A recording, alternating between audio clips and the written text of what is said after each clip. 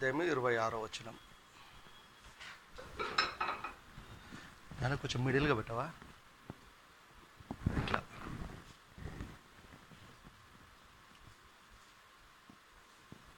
Start చేసావా?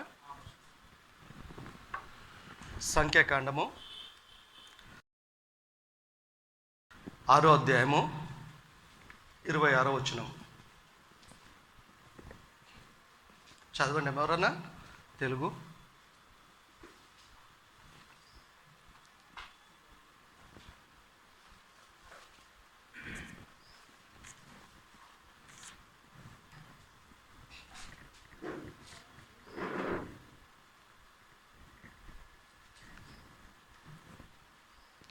చెమ్మంటాడమ్మా. నిర్గమకాండం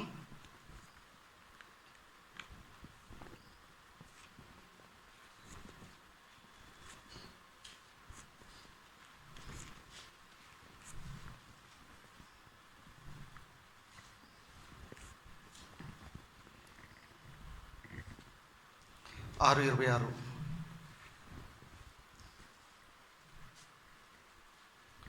ఇశ్రాయేలు వారు వారిని సైన్యాల చొప్పున ఐగుప్తు నుండి వెలుపలికి రప్పించమని యెహోవా ఆజ్ఞాపించిన అహరోను, మోషేలు వీరు.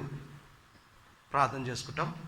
పరలోకమందున్న పరిశుద్ధుడు మా తండ్రి, మీ కుమారుడు మా రక్షకుడైన క్రీస్తు పేరట మీకు కృతజ్ఞత స్తుతులనైనా.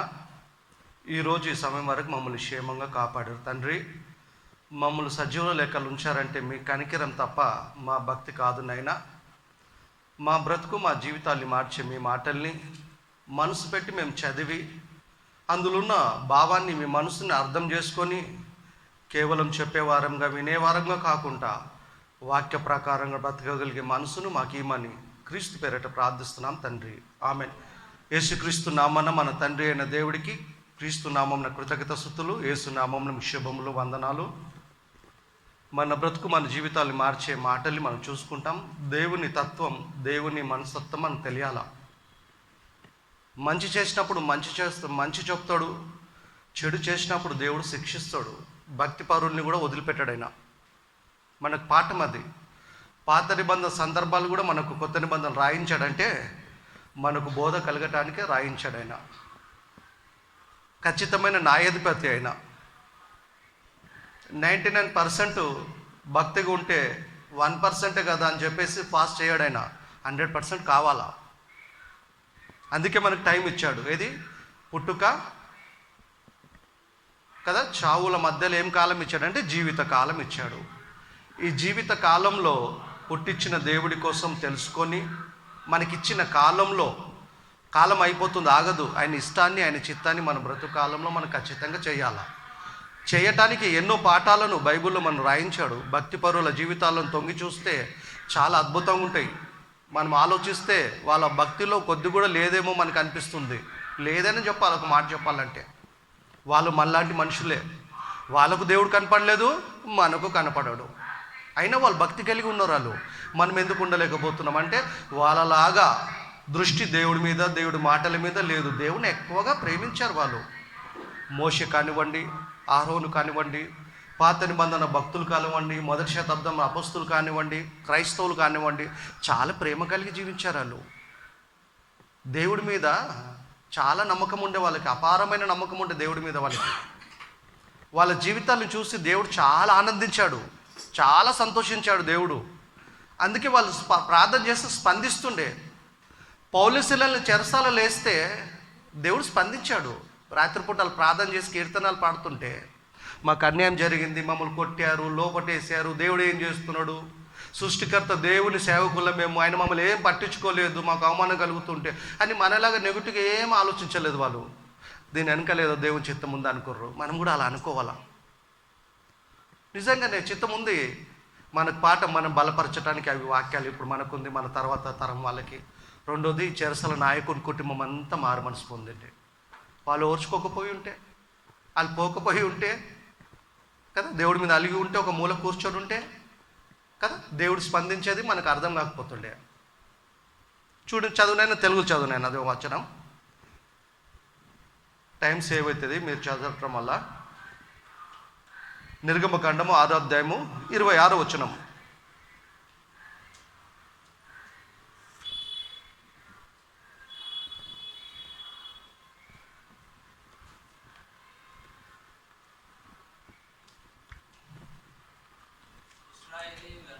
ఇశ్రాయేలీయులను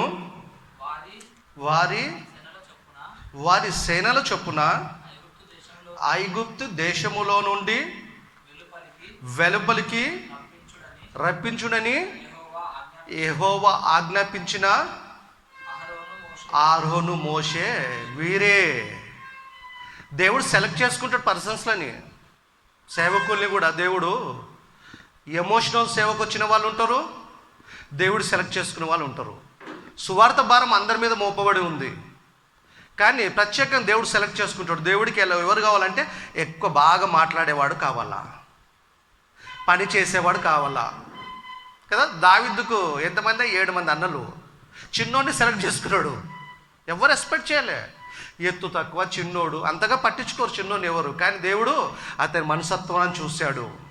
తండ్రి పనుల మీద ఉన్నాడు, గొర్రెలను కాస్తున్నాడు కనుక సెలెక్ట్ చేసుకున్నాడు. కనుక దేవుడికి బాగా మాట్లాడేవాడు కావాలా, అనవసరమైన మాటలు కాదు, దేవుడి కోసం మాట్లాడేవాడు కావాలా, భయపడకూడదు, ధైర్యవంతుడు కావాలా, సిగ్గుపడకూడదు, దేవుని నమ్మకాన్ని ముమ్ము చేయొద్దు, నమ్మకాన్ని నిలబెట్టాలి, అలాంటి వారు కావాలా దేవుడికి. అందుకే చాలామంది ఉన్న వీళ్ళిద్దరినే ఫిక్స్ చేశాడు ఆయన కదా. అహరోను మోషే వీరే ఐగుప్తులకైనా ఆ ప్రజల్ని మొత్తం నడిపించాలా, బయటికి వెలుపలికి రప్పించాలా. నాయకులను, మోషే నాయకుడు కదా. మోషే ఏమన్నా నాకు సరిగా మాట్లాడటం రాదన్నప్పుడు, నీ అన్న బాగా మాట్లాడతాడు, నేను నీకు నీ నోటికి తోడే ఉండి మాటలు అందిస్తా, నువ్వు మీ అన్నకు అందించాలా, ఆయన ఫరూక్ చెప్తాడని చెప్పాడు. కానీ నోటి ప్రాబ్లంని సాల్వ్ చేయలేదు దేవుడు, ఆయన ఇష్టం అది. పౌలు కూడా అంటాడు కదా, నా బలహీనత అంటే నా కృప నీకు చాలు అని. మనం ఏ స్థితిలో ఉన్నామో ఆ స్థితిలో ఆయన కృప సరిపోతుంది మనకి. బాగా చేయలేడంటే ఆయన ఇష్టం అంతే. ఏమైనా చేయగలుగుతాడు ఆయన, ఆయన మాటను సరి చేయలేడా, ఆయన ఇష్టం అది. మనం ఏం అడగొద్దు, కోసం చేయొద్దు. అయితే వీళ్ళే ఎవరు? అహరోను మోషే వీళ్ళే ఐగుప్తులకైనా సేనల చొప్పున నడిపేయటానికి దేవుడు ఆజ్ఞాపించింది ఎవరంటే వీళ్ళిద్దరికీ. అంతమంది ప్రజల నుంచి కాలి నడక వాళ్ళే, ఆడవాళ్ళు పిల్లలు కాకుండానే 6 లక్షల మంది. అంతమంది టీంని నడిపించాలంటే మామూలు విషయం కాదు కదా. అరణ్యంలో నుండి నడిపించాలని వాళ్ళు ఎంత శోధించాడు. ఒక కుటుంబాన్ని మెయింటైన్ చేయడానికి చాలా కష్టమవుతుంది తల్లిదండ్రులకి. కానీ చాలా అంటే చాలా విసిగిచ్చారు వాళ్ళని. అంటే మోషకు సహనం ఉంటుంది, అహరోనుకు సహనం ఉంటుంది. ఇవన్నీ తెలుసానికి మనిషి అంతరంగం దేవుడికి ముందే తెలుసు. ఫ్రిడ్జ్ తయారు చేసిన వాని ఒక మైనల్ ఉంటుంది, మొత్తం అని తెలిసిపోతుంది ఎక్కడేముంది అనేది. మెకానిక్ టైం పడుతుంది వెతకడానికి, కానీ ఆ లిస్ట్ చూస్తే తెలిసిపోతుంది, ఏంది లోపం అనేది తెలిసిపోతుంది. మన గురించి అంతా రికార్డ్ ఆయన దగ్గర ఉంటుంది, క్యాసెట్. ఎక్కడ ఏంటి, మన మనస్తత్వం ఏంది, మన బాడీలో పార్ట్స్ అన్నీ తెలుస్తాయి నీకు. ఎందుకంటే నిర్మించింది ఆయన కనుక మన స్థితిగతులన్నీ మనకంటే ఎక్కువగా ఆయనకే తెలుసు. కనుక మంచి సెలెక్ట్ చేసుకుని దేవుడు సెలెక్ట్ చేసేటంలో మోసపోడు. దేవుడు కరెక్ట్గా సెలెక్ట్ చేసుకుంటాడు. ఎవరిని? అహరోను మోసం చేసుకున్నాడు. 7వ అధ్యాయం చదువునైనా మొదటి వచనం. 7వ అధ్యాయం మొదటి వచనం. కాగా యెహోవా మోషేతో ఇట్లా నేను, ఇదిగో నిన్ను ఫరోకు దేవుడిగా నియమిస్తా కాదు, నియమించి తిని. చూసిన ఎలాంటి స్థానాన్ని ఇచ్చాడు మోషేకి. నిజంగా మోషే ఎంత భక్తిపరుడై ఉంటాడు. ఒక మాట చెప్పాలంటే మోషే దేవుని నమ్మటం కరెక్టే, అది రోటినది మనం నమ్మటం దేవుణ్ణి. మోషేని దేవుడు నమ్మాడు, మనను దేవుడు నమ్మాలా. దేవుని మనం నమ్మటం మామూలు రోటినది. స్పెషల్ ఏముంది అక్కడ, ప్రత్యేకత ఏముంది? దేవుడు మనని నమ్మాలా, మనని నమ్మాలా. ప్రాపర్టీ చూడడైనా, మన చదువు చూడడు, మన పలుకుబడి చూడడు, మన అంతరంగాన్ని చూస్తాడు, మన క్యారెక్టర్ని చూస్తాడు. దేవుడికి నచ్చాలి మనం. మోషేను ఏమంటున్నాడు? చదువు నేను మళ్ళీ అది వచనం. కాగా యెహోవా మోషేతో ఇట్లా నేను మళ్ళీ చదువునైనా, ఇదిగో నేను నిన్ను ఫరోకు దేవుడిగా నియమించి తిని. దేవుని స్థానాన్ని ఎవ్వరికి ఇవ్వద్దు అంటాం, కరెక్టే. కానీ దేవుడు ఏమంటున్నాడు మోషకి? ఎంత ఉన్నతంగా ఇచ్చిచ్చాడు చూడండి. అంటే దేవుడి దృష్టిలో మోషే గొప్పగా ఉన్నాడు. దేవుడిని మోషే ఎంతగా ప్రేమించాడో దేవుడు కూడా అలా ప్రేమించాడు మోషని. ఏమంటున్నాడు? ఫరోకు నిన్ను దేవుడిగా నియమించేశా. నిజంగా ఎంత గొప్ప వ్యక్తి అండి ఆయన మోషే. ఐగుప్తు ధనానికి ఆశపడలేదు, అధికారానికి ఆశపడలేడు. ఫరో తర్వాత ఫరో కుమారుడుగా ఉన్నాడు కనుక మొత్తం అధికారం అంతా ఈయనకే. చిన్న జీవితానికి అల్పకాల పాపభోగాలు అనుభవించటానికి కక్కుర్తి పడలేదు మోషే.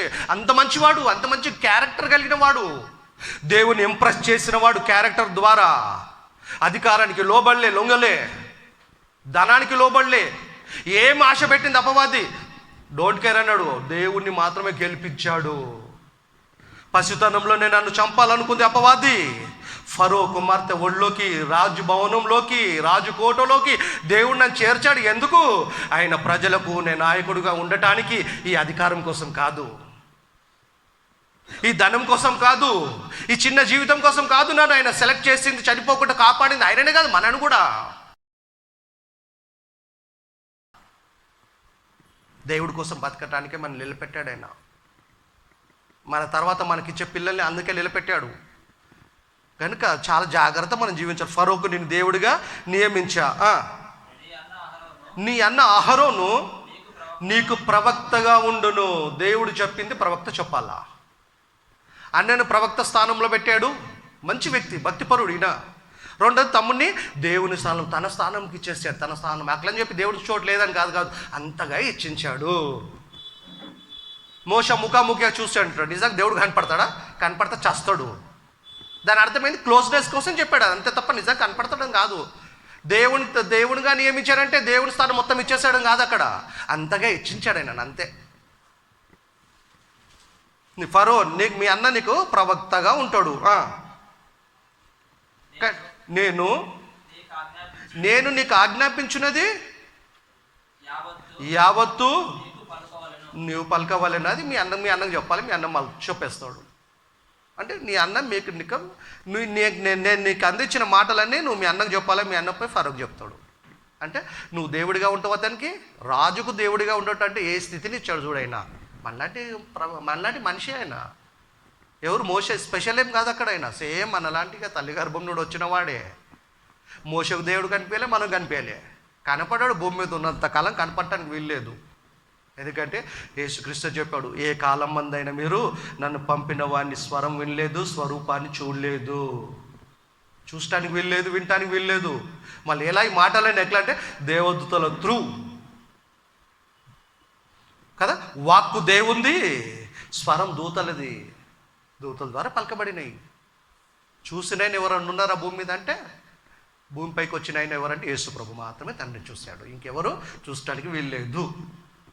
రక్త మాంసం కలిగిన నరుడు ఎవరు దేవుడిని చూడలేదు. నన్ను చూస్తే చస్తామని చెప్పేస్తాడు దేవుడు. ఆయన కనపడటం ఎందుకు, చంపుకోవటం ఎందుకు? కనుక దేవుడు కనపడ్డాడు అని చెప్తే కూడా అది అబద్ధమే. మనం నమ్మకూడదు, అది అనుసరించకూడదు. సంఖ్యాకాండం 12:1 ఈ మోష కోసము స్టేట్మెంట్ దేవుడు ఎంత మంచిగా ఇచ్చాడు చూడండి. చాలాసార్లు సాక్ష్యం చెప్పని మనం అనుకుంటాం, మనం చెప్పుకుంటాం. కానీ మనిషి కోసం దేవుడే సాక్ష్యం చెప్పాడంటే నిజంగా వ్యక్తి ధన్యుడండి. సంఖ్యాకాండము 12:1 నెమ్మదిగా చదువునైనా. కూషు దేశపు స్త్రీని పెళ్లి చేసుకొని ఉండెను గనుక అతడు పెళ్లి చేసుకొనిన ఆ స్త్రీని బట్టి మిరియాము అహరోనులు వ్యతిరేకంగా మాట్లాడారు. విరోధమా వ్యతిరేకమన్నా? విరోధిగా మాట్లాడారు. మోష చేతనే దేవుడు మాట్లాడిస్తాడా? మా చేత మాట్లాడిస్తాడా? మేము సేవకులం కాదా? మాకు వాక్యం తెలియదా అన్నట్టు ఆయన ఉద్దేశం. ఎవరు? సొంత అన్నే, సొంత అక్క, సహోదరులు వీళ్ళు ఎవరు పరాయాలు కాదు. చదువు నేను. మోష చేత మాత్రమే యెహోవా పలికించెనా? ఆయన మా చేత పలికింపలేడా? చెప్పుకొనుచుండగా యెహోవా ఆ మాట వినెను. కంటికి కనపడని దేవుడు పరలోకంలో ఎక్కడో దూరం పైన ఉన్న దేవుడు భూమి మీద ఉంటున్న మనుషులను చూశాడండి. మోషే అహరోనులు కదా. అహరోను మిరియాము అక్క అన్న మోషకు వ్యతిరేకంగా మాట్లాడినప్పుడు దేవుడు విన్నాడు. దేవుడు విన్నాడంటే దేవుడు జోక్యం చేసుకున్నాడు. మనం భక్తిపరులమైతే మన గురించి వ్యతిరేకంగా మాట్లాడిన వాళ్ళని ఖచ్చితంగా దేవుడు చూస్తాడు, మాట్లాడిన మాటలు వింటాడు. మనం ఎవరి గురించి వ్యతిరేకంగా మాట్లాడినా కూడా వింటాడు. సేమ్ టైం వింటాడు, చూస్తాడు. చదువులేనా కంటిన్యూ.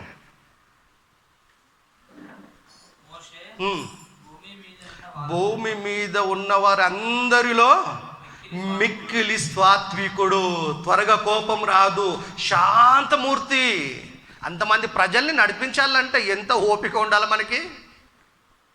చిన్న సంఘాలని మెయింటైన్ చేయలేకపోతున్నాం కొన్నిసార్లు మనం కదా.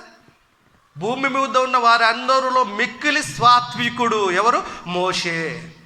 దేవుడిస్తున్న మాట, స్టేట్మెంట్ ఇది. యెహోవా మీరు ముగ్గురు అహరోను, మిరియాము, మోషే, మీరు ముగ్గురు ప్రత్యక్షపు గుడారమున రండని హఠాత్తుగా మోషే అహరోనులకు ఆజ్ఞాపించను కదా. ఇన్స్పెక్షన్ వచ్చే వాళ్ళు ఎలా వస్తారు? చెప్పకుండా వస్తారు, అటాక్ చేస్తారు వచ్చి. ఎందుకంటే అప్పుడే దొరుకుతాయి ఏమన్నా. చెప్పొస్తే జాగ్రత్త పడతాడు. అందుకే హఠాత్తుగా ఆజ్ఞాపించాడు. ఏమని? వీళ్ళు అన్ఎక్స్పెక్ట్ కదా, వీళ్ళు ఎక్స్పెక్ట్ చేయలేదు, ఊహించలేదు.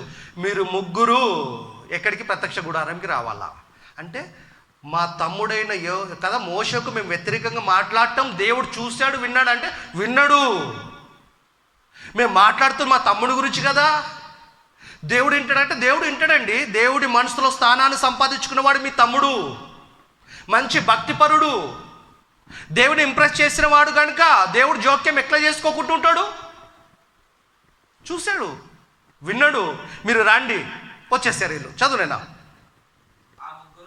ఆ ముగ్గురు రాగా యెహోవా మేఘ స్తంభములో దిగి ప్రత్యక్షపు గుడారం అంటే ఎంట్రన్స్, ద్వారము నొద్ద నిలిచి ఆరోహను మిరియాములను పిలిచాను. ముగ్గురిని రమ్మన్నాడు. అక్కడికి పోయిన తర్వాత ఇద్దరిని పిలిచాడు. ఎవరి కోసమైతే వ్యతిరేకంగా మాట్లాడారో ఆ వ్యక్తిని కూడా రమ్మన్నాడు. అదే వ్యక్తి ముంగట వ్యక్తి కూడా పోయిన తర్వాత ఇద్దరిని మాత్రం మందలిచ్చాడు ఆయన. మోషని పిలవలే, మళ్ళీ అక్కడికి మోషని పిలవలే. అప్పుడు మోష కోసం దేవుడు మాట్లాడుతుండు. నిజంగా అద్భుతం అండి ఇది. మోషే ధన్యుడండి, అదృష్టవంతుడైన. దేవుడే జోక్యం చేసుకుని మోష విషయంలో. అంటే మోష విశ్వాసం ప్యూర్ విశ్వాసం, అందులో కల్తీ లేదు, నిష్కపటమైన వాడు మోషే. 100% భక్తిపరుడు, 99% కాదైనా. అందుకే దేవుడు జోక్యం చేసుకుంటూ. మనం కూడా భక్తిగా ఉంటే దేవుడు జోక్యం చేసుకుంటాడు. వారిద్దరు రాగా ఆయన నా మాటలు వినండి. ఇప్పుడు నేను చెప్పబోతున్న మాటలు వినండి.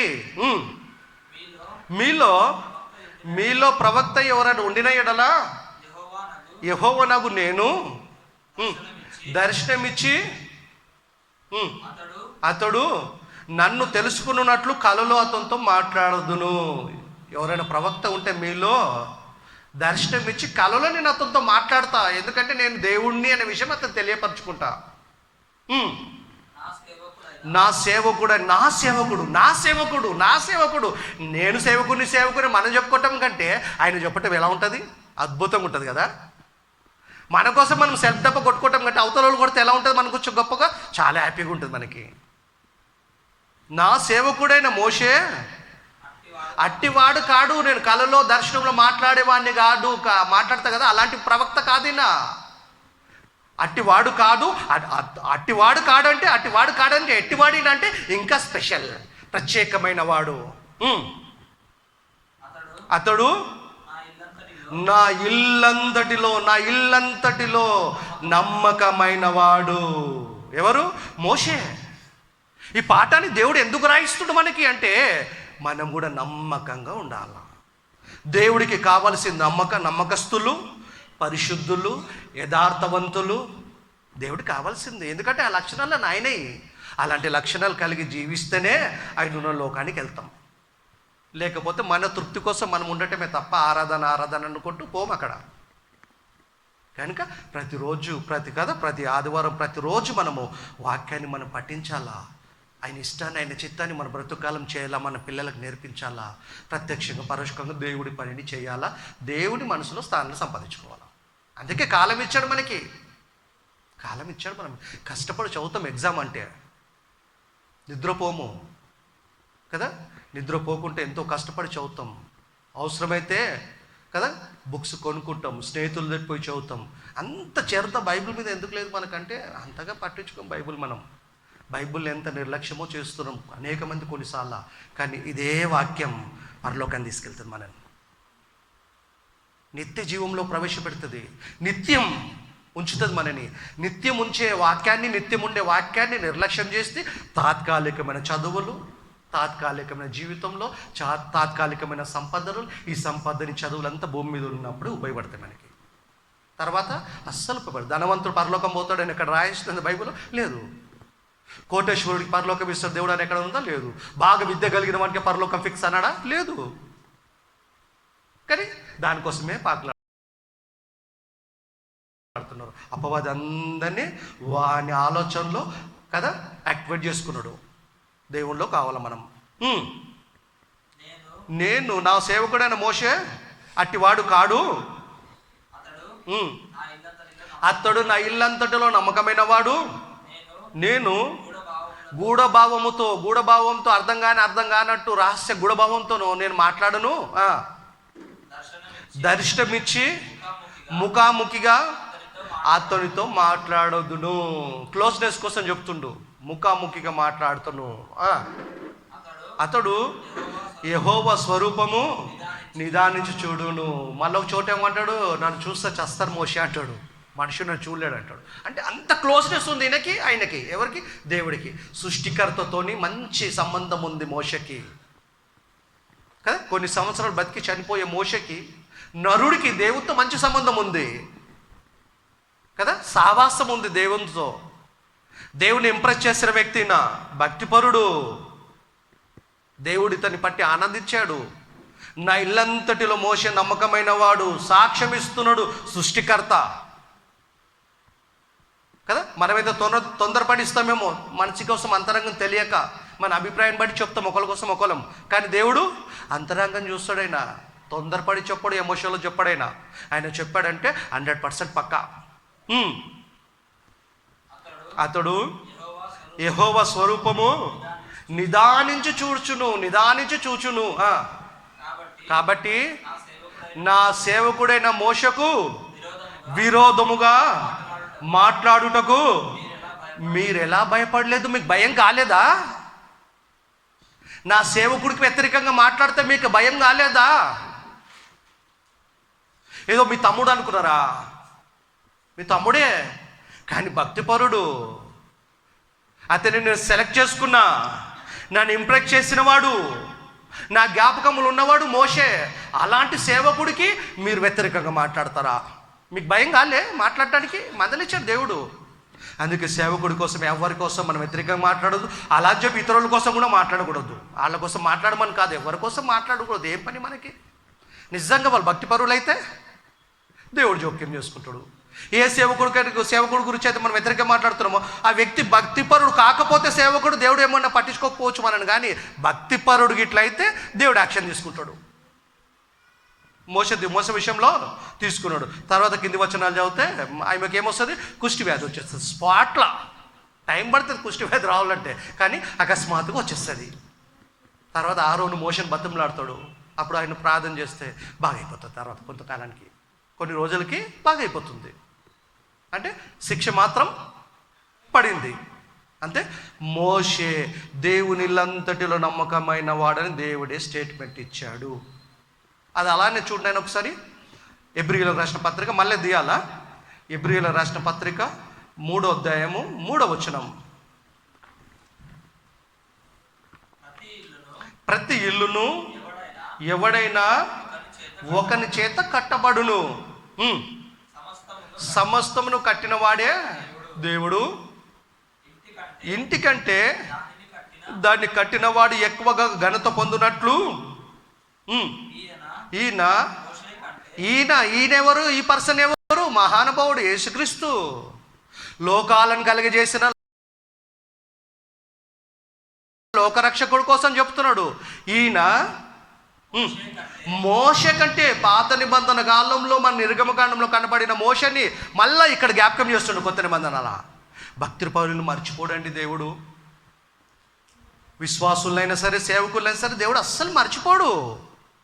మెమొరీ మనకు తక్కువ, మ్యాటమిస్లో మనం వీక్, దేవుడు కాదు. బాగా తెలుసు లెక్క దేవుడికి. మన తల ఎంటుక లెక్క అంతా తెలుసు ఆయనకి. లెక్క పెట్టబడి ఉన్నాయని చెప్తాడు. మనకేం తెలుసు? దూస్తే పోతున్నాయి కదా అంటాం. ఎందుకంటే మనం చేయం కదా దాన్ని, మనం చేసుకోలేం కనుక అంటే పోతాయి. మనం పట్టించుకోం. ఆ లెక్క అంతా దేవుడు తెలుసు. అంత లెక్క కదా, అంత లెక్క తెలుసు కనుకనే కోటాను కోట్ల మనుషులలో ప్రతి మనిషిని చూస్తుండు ఆయన. ఒకేసారి ప్రతి మనిషిని చూస్తుండు, ప్రతి మనిషి అంతరంగాన్ని చూస్తుండు, అబ్జర్వ్ చేస్తుండే దేవుడు. దేవుడిని తక్కువగా అనుకోవద్దు మనము. కనపడతలేదు కదా ఆయనకి ఏం తెలుసు అనుకోవద్దు మనము. అద్దంలో మన ముఖం కనిపించినట్టు మన జీవితాలు కనపడతాయి దేవుడికి. ఈయన మోషే కంటే మళ్ళీ మోషేని జ్ఞాపకం చేశాడు. మోషే భూమి మీద ఉన్న వారిలో మిక్కిలి సాత్వికుడు, యేసుక్రీస్తు కూడా సాత్వికుడు. మోషే అయినా మిస్టేక్ చేశాడు, కానీ ఒక దగ్గర యేసుప్రభు ఎక్కడ చేయలేదు మిస్టేక్. మోషే కంటే గొప్పవాడు, యోనా కంటే గొప్పవాడు, సొలొమోను కంటే గొప్పవాడు, అందరికంటే గొప్పవాడు ఒక మాట చెప్పాలంటే. ఎందుకంటే ఎక్కడ మిస్టేక్ చేయని వాడు, ధర్మశాస్త్రాన్ని పూచా తప్పక నెరవేర్చిన వాడు, దేవుని చిత్తాన్ని చేసి మరణించి తిరిగి దేవుని చేత లేపబడిన వాడు ఎవరైనా ఉన్నారా అంటే మనిషిలాగా వచ్చి దేవుడిలాగా బతికిన దేవుని కుమారుడు క్రీస్తు తప్ప ఎవరు లేరు. అందుకే క్రీస్తు కోసం చెప్పేటప్పుడు మోషేని కూడా మెన్షన్ చేశాడు దేవుడు. చదువునేనా ఈయన తిరిగి చదువు మళ్ళా. ఈయన మోషే కంటే ఎక్కువ మహిమకు హరుగుడుగా ఎంచబడిన. మోషే కంటే ఎక్కువగా మహిమకు. మోషేని టాప్ అంటే ఈయన మరీ టాప్, హయ్యింగ్ అయినాయా. మోషే రికార్డు ఇరగొట్టేశాడు, అధిగమించేశాడు భక్తిలో. భక్తిపరుడండి. ఏదో కుమారుడు కదని లేపలేడు మరణించిన వెంటనే ఆయన 3 రోజులకి తన ఇష్టాన్ని, తన చిత్తాన్ని తన గ్రంథంలో రాసుకున్న ప్రకారంగా యేసు ప్రభు బ్రతికాడు భూమి మీద. మనం కూడా అట్లా బ్రతికితేనే లేపుతాడు. లేకపోతే ఇన్ని రోజులు ఉన్న విశ్వాసం అంతా బూడిదలో పోసిన పన్నీరే వేస్ట్ అయిపోతుంది. బూడిదలో పడ్డ తర్వాత పన్నీరు దేనికి పనికిరా, తీయలేం. మన జీవితాలు కూడా అలా అవుతాయి. క్షమించి తీసుకెళ్తాడు కదా, అస్సలు తీసుకెళ్ళాడు. ఏం క్షమించాలన్నా, ఏం దిద్దుకోవాలన్నా బతుకున్నప్పుడే. అందుకే పాఠాలు మనకి. లైట్ తీసుకోవద్దు దేవుని విషయాన్ని. ట్రెండ్ మారిందంటే మన జీవితాలు మారిపోతాయి. లోక సమ్మతమైన సామెత అది, ట్రెండ్ మారిందని. ట్రెండ్ గిండు నడవై దేవుని దగ్గర. ఈయన మోషే కంటే ఎక్కువ మహిమకు అరుగుడుగా ఎంచబడ్డాడు. చదువునైనా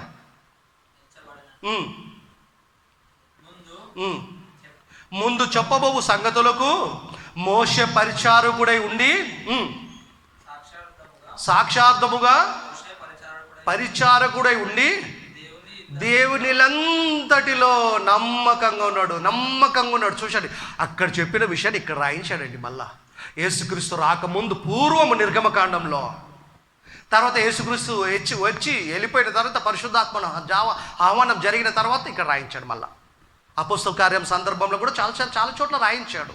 అంటే కొత్త నిబంధనలో కూడా ఆయన జ్ఞాపకం చేశాడంటే ఎంత నచ్చి ఉంటాడు దేవునికి, ఎంత ఇష్టమైన వాడు, ప్రియమైన కుమారుడు మోషే రికార్డుని కూడా అధిగమించేశాడు యేసు ప్రభు. మోషే కోసం అనలే, ప్రియమైన కుమారుడి నన్ను ఆనందిస్తున్నాను, క్రీస్తు కోసం అన్నాడు. గ్రంథపు చుట్టలో నన్ను గురించి రాయబడిన ప్రకారం దేవాన్ని చిత్తం చేసడానికి వచ్చాను అన్నాడు. చెప్పినట్టే మాట ఇచ్చినట్టే చేశాడు ఆయన. చచ్చిపోతానని తెలుసానికి, మనకు కూడా తెలుసు ఒకరోజు చచ్చిపోతామని. పట్టించుకోమంతగా. ఆయనకు తెలుసు నేను చచ్చిపోయే లోపే మా అమ్మ, మా తమ్ముళ్ళు అని నేను ఇట్లా ఉంటే నా తండ్రి చిత్తాన్ని ఎప్పుడు చేస్తా? ప్రపంచంలో మనుషులందరినీ, నా సోదరులను ఎప్పుడు రక్షిస్తా?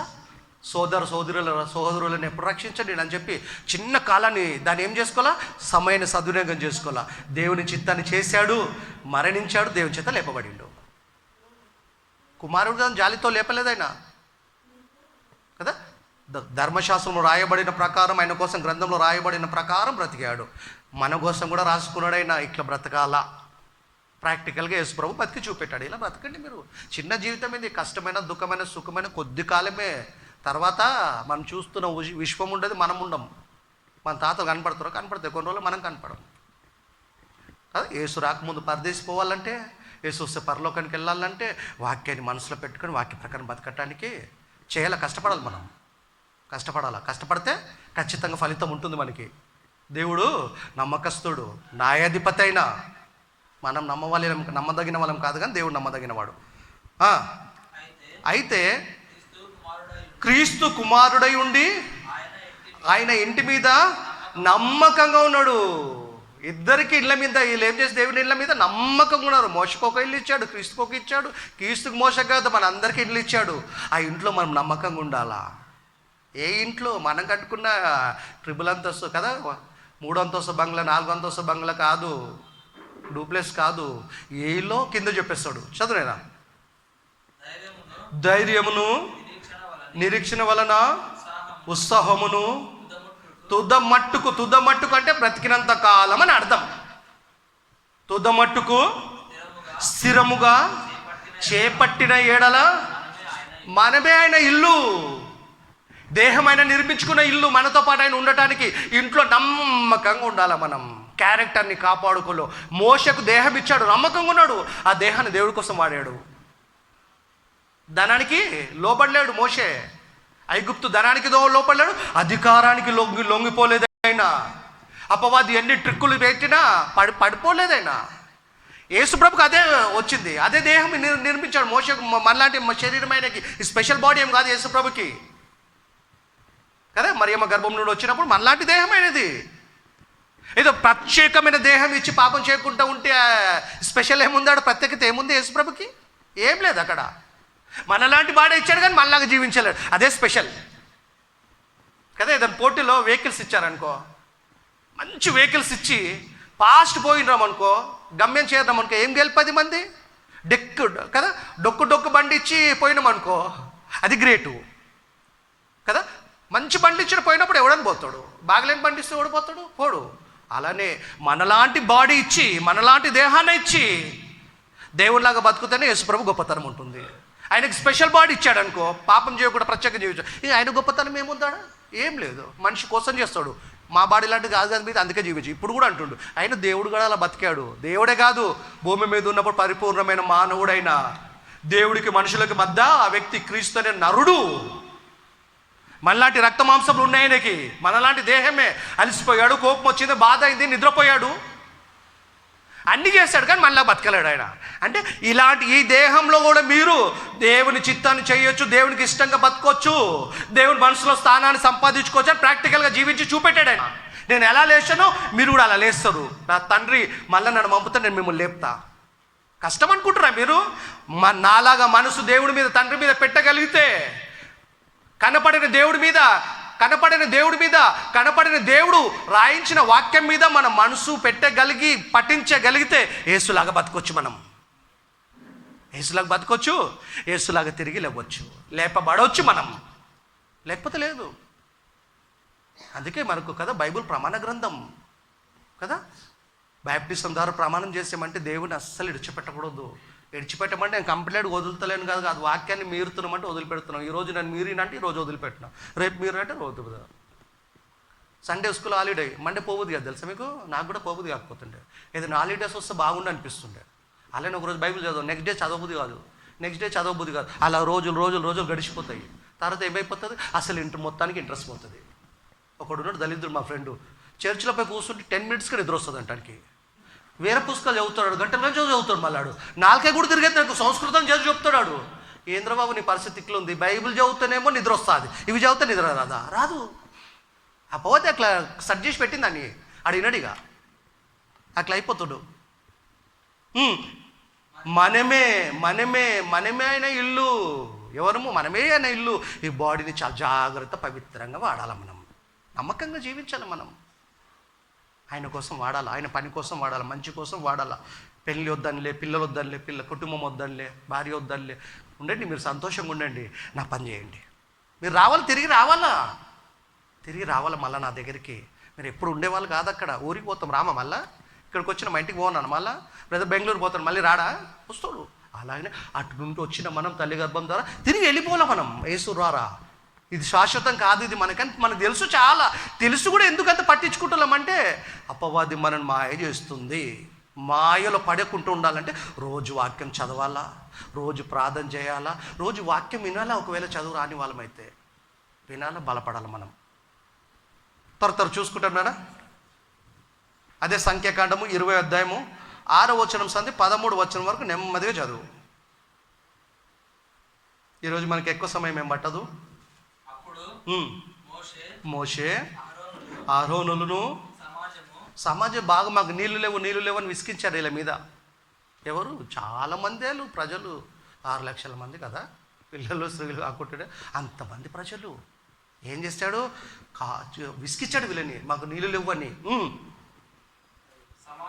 సమాజమును ఎదుట నుండి ప్రత్యక్షపు గుడారము ఒక ద్వారంలోనికి వెళ్ళి, ఒక్క నిమిషం నాయన, సంఖ్యాకాండము 26వ వచనమా, 20వ అధ్యాయం 6వ వచనమా, మళ్ళీ చదువు ఒకసారి. అప్పుడు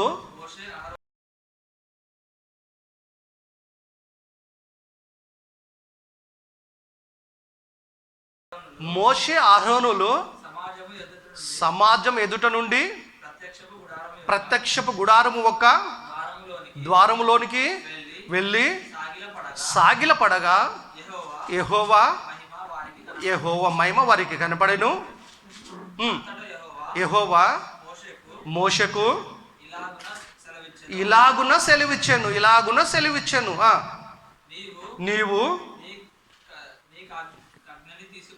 నీవు నీ కర్రని తీసుకొని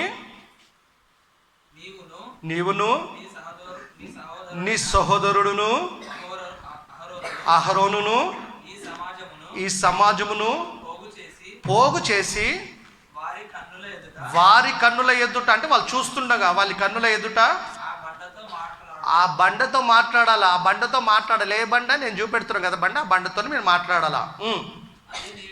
అది నీళ్ళుచ్చును, నీవు వారి కొరకు నీళ్లను బండలో నుండి రప్పించి సమాజమునకు వారి పశువులకును త్రాగుటకు ఇమ్ము చెప్పేశాడు వీళ్ళకి కదా. ఇలా ప్రాబ్లం ఏంది? ఒక ప్రాబ్లంతో పోయారు ప్రజలు, విసిగిస్తారు. మన పైకి అద్దాల కదా 6 గంటల ముందు చదివితే ఉంటుంది మనకేమన్నంటే, మరి మళ్ళీ చదువుకోండి, నీళ్ళు లేవు అన్నప్పుడు వీళ్ళు ప్రత్యక్ష గుడారు పోయి దేవుని దగ్గర సాగిల పడ్డప్పుడు ఆయన అప్పుడు ఆ విధంగా చెప్తాడు వీళ్ళకు, ఓ సజెషన్ ఇస్తాడు, మీరు పోయి ఆ కొండతో మాట్లాడాలి, ఇస్రాయేల్ ప్రజలు ఎదుటనే మాట్లాడాలా చెప్పాడు. అదే పని చేయడానికి వీళ్ళు బయలుదేరారు. చదువునైనా కంటిన్యూ. యెహోవా కొంత ఆలస్యమైన పనులనైనా కరెక్ట్ పలుకు. అతనికి ఆజ్ఞాపించినట్లు మోషే ఆయన సన్నిధి నుండి ఆ కర్రను తీసుకొని పోయెను. తరువాత మోషే అహరోనులు అన్నదమ్ములు ఇద్దరు వెళ్ళారు, భక్తిపరులే. ఆ బండ ఎదుట సమాజమును, ఇశ్రాయేలు ప్రజలందరినీ సమాజమును పోగు చేసినప్పుడు అతడు వారితో, ఎవరంటారు? మోషే ఎమోషనల్, తొందరపడ్డాడు, కోపం వచ్చేసింది. దేవుడు ఏం స్టేట్మెంట్ ఇచ్చాడు? నా ఇల్లంతటిలో నమ్మకమైన వాడని చెప్పేశాడు కదా. ఎక్కడ 12వ అధ్యాయంలో చెప్పాడు. కానీ పాపం చాలా విసిగిచ్చేసారు, మళ్ళా కోపం వచ్చేసింది నాకు. ఏ ఇశ్రాయేల్ ప్రజల కోసమైతే దేవుడు సెలెక్ట్ చేసుకున్నాడో, పసితనంలో అపవాది చంపాలని రాజుకు ఆజ్ఞ ఇచ్చి ఒక చట్టాన్ని చేయించిన చచ్చిపోకుండా మోషేను కాపాడాడో, అదే మోషే కోపం వచ్చింది, పోయి మాట్లాడమన్నాడా తిట్టమన్నాడాలని? మాట్లాడమన్నాడు. చదువునేనా, కొద్ది పైకి చదువునేనా. తర్వాత మోషే అహరోనులు ఆ బండ ఎదుట సమాజమును పోగు చేసినప్పుడు ఇక్కడ వరకు దేవుడు చెప్పినట్టే చేస్తాడు, అన్ని బాగానే ఉన్నాయి. అతడు వారితో, ద్రోహులారా వినుడి, మేము ఈ బండలో నుండి మీ కొరకు నీళ్లు రప్పింపవలెనా? రప్పించేది ఎవరు? నీళ్ళు అసలు దేవుడు. మోషే వాయిస్ ఎక్కువ లేచింది అక్కడ. ఏమంటున్నాయన? ద్రోహులారా, మీ కొరకు మేము నీళ్లు రప్పించవలెనా? బండలు వండి రప్పించేది మీరా? ఒకప్పుడు నెబుకద్నెజర్ రాజు తన రాజధానిని చూసి నా కట్టడం ఎంత గొప్పది అని మనసులో అనుకున్నాడు, పైకి అనలేదు. ఇంకా దేవుడి కోపం వచ్చింది. అడవులకు జంతువుల మధ్యకు పంపించేశాడు. మనసుకు తరిశాడు, వర్షానికి తడిశాడు, గాలికి ఆరాడు, ఎండకు ఎండాడు. చివరికి పక్షులలాగా ఎంటుకలు వచ్చేసినాయి కదా, ఈకలు వచ్చేసినాయి. అమ్మో, అన్ని దేవుడే అనుకున్నప్పుడు బాగున్నాడు. నేను అనుకున్నప్పుడు దేవుడి కోపం వచ్చింది. ప్రజల మధ్య నుండి రాజుని ఎక్కడ పంపించాడు? అరణ్యంలోకి పంపించేస్తాడు. జంతువుల మధ్యకు పంపించేశాడు. మళ్ళా బుద్ధి వచ్చింది, తప్పు ఒప్పుకున్నాడు, మళ్ళీ ఆ స్థితి మళ్ళీ ఇచ్చాడు. అంటే నేను అంటే దేవుడి కోపం వస్తుందండి. మోషే ఆరోను ఇదే అంటుడు, ద్రోహులారా, మేము మీ కొరకు నీళ్లు రప్పింపవలేనా? అంటే మేము అనే దేవుడి కోపం వచ్చింది. నేను లేకపోతే ఎవ్వరు మ్యూజిక్ వాయించలేరు. కొంతమందికి ఉంటుంది స్వభావం. నేను లేకపోతే ఎవ్వరు వర్షిప్ చేయలేరు, నాలాగా ఎవ్వరు పాటలు పాడలేడు, నాలాగా ఎవ్వరు బైబిల్ రీడ్ చేయలేదు, నాలాగా ఎవరు ప్రసంగం చేయలేరు, నాలాగా ఎవరు కంపోజ్ చేయలేదు, నాలాగా ఎవరు ఎడిటింగ్ చేయలేరు, నాలాగా నేను అంటే దేవుడి కోపం వస్తుంది. చూడండి, దేవుడి కోపం వచ్చింది. ద్రోహులారా, మేము మీ కొరకు నీళ్లు రప్పింపవలేనా? మేము మీ కొరకు నీళ్లు రప్పింపవలేనా? మేము అన్నాడైనా. మేము అంటే దేవుడి కోపం వస్తుందండి. మేము అన్నాడు, దాని అర్థమైంది గర్వం. అది మేము అంటే మనకేమైనా మనకి ఎక్కింది కొద్దిగా అనమాట. డిస్టర్బ్ అయిపోయినా మనం, భక్తి నుండి కొద్దిగా తొలగినమాట. అంటే దాని అర్థం ఉండాల్సిన పర్సెంటేజ్ లేదు, మనకు తగ్గింది. దాని అర్థం అది. మనం కూడా పరిశోధించుకోవాలా. ఏ మోషే కోసం పోయి దేవుడి దగ్గర స్టేట్మెంట్ ఇచ్చాడు, నా ఇల్లంతటో నమ్మకమైన వాడు, అదే మోషే. ద్రోహులారా, మీ కొరకు మేము నీళ్లు రప్పించాలని. పక్కనే ఆరోను అన్న, వద్దు తమ్ముడా, అలా అనకూడదు, అలా అనొద్దు, తొందరపడద్దు. నువ్వు సరి చేశాడు ఏమైనా? సరి చేయలేదు. కొంతమంది మేము అనుకున్నప్పుడు తప్పు చేసినప్పుడు పక్కన ఉన్నప్పుడు సహోదరు అయినా సరే, సహోదరుడైనా సరే, మనం మందలించాలా. చెయ్యొద్దు, కరెక్ట్ కాదని చెప్తే సరి చేసుకుంటాడేమో. మనం చెప్పం, కొన్నిసార్లు వదిలేస్తాం. మేలైనది తెలిసి చేయకపోతే కూడా పాపమే. చెప్పాల్సిన చెప్తే సరి చేసుకుంటాడేమో కదా. అందుకే బోధైనా దేవుడి కోసం మేము చెప్తే మొమ్మాటం లేకుండా చెప్పాలా. ఇన్నటోళ్ళు ఇంప్రెస్ చేసే పని అవసరం లేదు మనకి, దేవుడిని ఇంప్రెస్ చేయాలా కదా. గుచ్చుకుంటే మంచిదే. ఆ రోజు పేతురు వాక్యం చెప్పినప్పుడు నొప్పి కలిగింది వాళ్ళకి. అప్పుడు అన్నారు, రక్షణ పొందాలంటే ఏం చేయాలా అని. అప్పుడు బ్యాప్టిజం తీసుకొని చెప్పాడు. నొప్పి కలిగితే మారారు, కానీ నొప్పి కలిగితే కఠినం చేసుకోవద్దు మనసు. నొప్పి కలుగుతుందంటే దేవుడు నాతో మాట్లాడతాడు. నన్ను సరి చేస్తున్నాను అనుకోవాలి తప్ప, ఈయన నాకే చెప్తుండ్రు. కొన్ని సంఘాలు ఉన్నాయి ఈ పరిస్థితులు అవి. ఈయన నాకే చెప్తుంది, నెక్స్ట్ టైం పోరాడికి. తప్పు కదా ఇది. వీరికి నష్టం, వీళ్ళకే. దేవుడికి ఏం ఒరగేది లేదు. మనం లేకపోతే ఇంకోళ్ళు వాడుకుంటాడు. చదువు మళ్ళీ కొద్ది పైకి చదివినా. మేము ఈ బండలో నుండి మీ కొరకు నీళ్లు రప్పింపవలెన మాట చిన్నగానే కనబడుతుంది. పెద్ద మేజర్ ప్రాబ్లం కాదు కదా ఇది, పెద్ద విషయం కాదు కదా ఇది, దీన్ని చూ చేసే పని లేదు కదా మనం అనుకుంటాం. మన మెదడు అంతే. దేవుడు మహాజ్ఞాని, అనంత జ్ఞాని. ఆయన క్లీన్గా ఉండాలి ఆయన దగ్గర. మనం చిన్న డాట్ ఉంటే కూడా వైట్ కాదు అది, వైటే. వైట్లో చిన్న డాట్ కూడా ఉండొద్దు. నేను అప్పుడు మోషే తను చెయ్యి ఎత్తి 2 మారులు తన కర్రతో కొట్టాడు. ఏం చేశాడు? కొట్టాడు. 2 పనులు చేశాడు అక్కడ. మిస్టేక్ దేవుడు చెప్పనివి మాట్లాడమంటే కొట్టాడు. రెండోది ద్రోహులారని వాళ్ళని తిట్టాడు, కొట్టాడు. అంటే దేవుడు మాట 2 సార్లు ఏం చేశాడు? మీరాడు. చెప్పింది చెప్పినట్టు చేయలేదు. భక్తిపరుడు. ఓపిక నశించిపోయింది. ఓర్చుకున్నంతసేపు ఓర్చుకున్నాడు. చాలా విసిగిచ్చారు ప్రజలు. దేవుడు అది కూడా పరిగణలోకి తీసుకుంటాడు. దేవుడు అంత తొందరగా శిక్ష విధించాడు. కానీ తనకు శిక్ష వేశాడు, తాత్కాలికమైన శిక్ష వేశాడు మోషకి. ఆ రోజులకి ఇద్దరికి వేసాడు ఆయన. శిక్ష విధించకుండా ఊరుకోలేదు మోషేను. రేపు మనం తప్పు చేస్తే కూడా భక్తిపరులమైనా సరే వదిలిపెట్టాడు ఆయన. శిక్ష పడ్డది లేకి. చదువు నేను కంటిన్యూ. తన కర్రతో ఆ బండను కొట్టగా 2 మార్లు కొట్టాడు కదా, 2 మార్లు కొట్టాడు. మనం చదువుకునేది ఏది అధ్యాయం ఇప్పుడు? సంఖ్యాకాండము 20 అధ్యాయము 11 వచనం చదువునైనా. అప్పుడు మోషే తన చెయ్యి ఎత్తి 2 మారులు తన కర్రతో ఆ బండను కొట్టగా, దేవుడు మాత్రము మనసు మార్చుకోలేడు.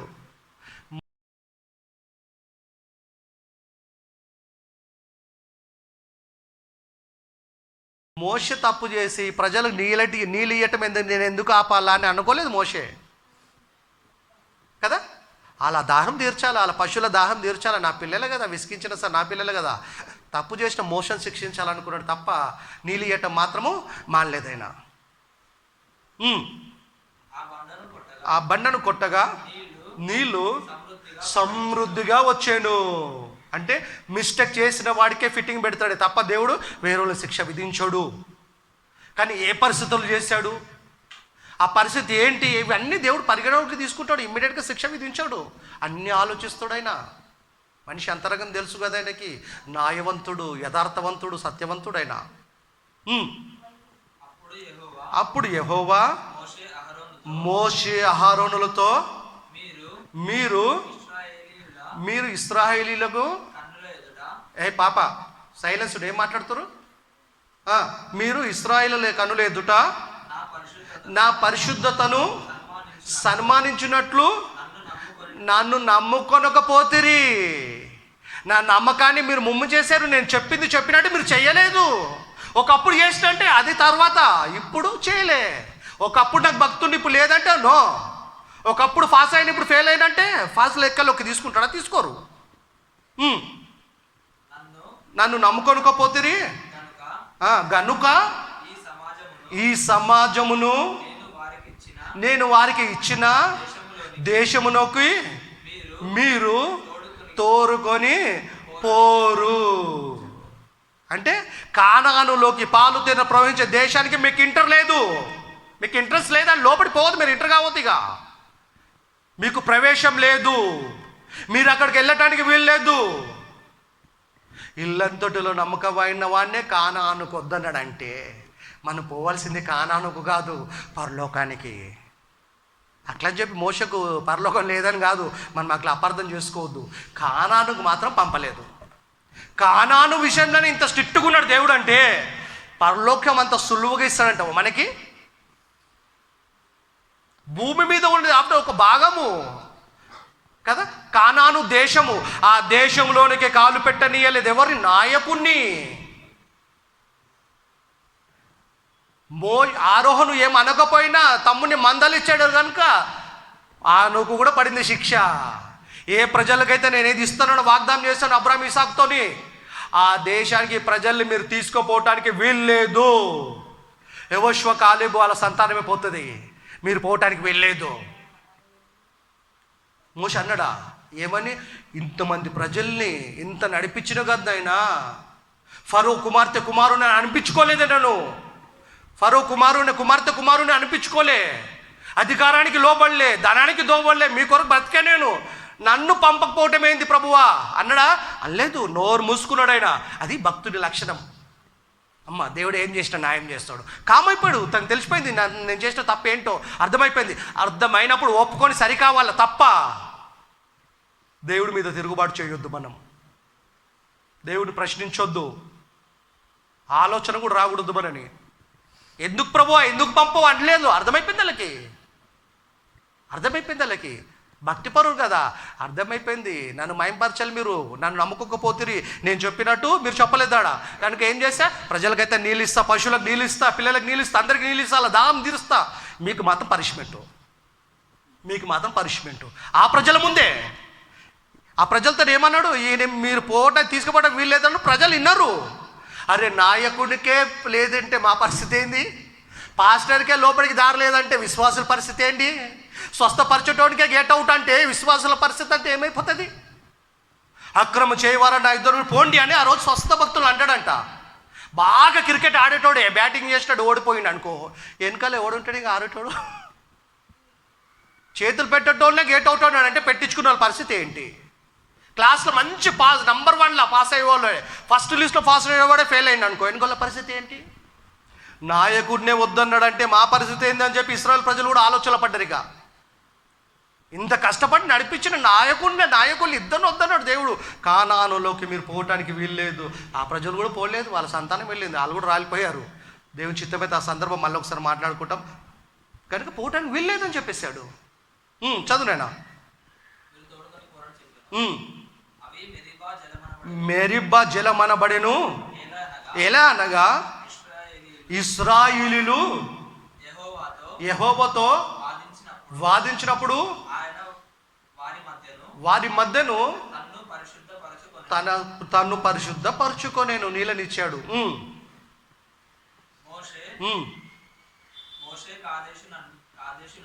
చాలు నాయన కదా. చివరికి ఏమన్నాడు అన్నదమ్ములతో, మీరు అలా ఏ ప్రజలకైతే ఇస్తాను చెప్పిన దేశం, ఆ దేశంలోకి మీరు పోవటానికి వీలు లేదన్నాడు. నిజంగా పోలేదండి వాళ్ళు. దేవుడు చెప్పినట్టు ఒక్క అక్షరం పొల్లు కూడా పోదు, ఖచ్చితంగా జరుగుతుంది.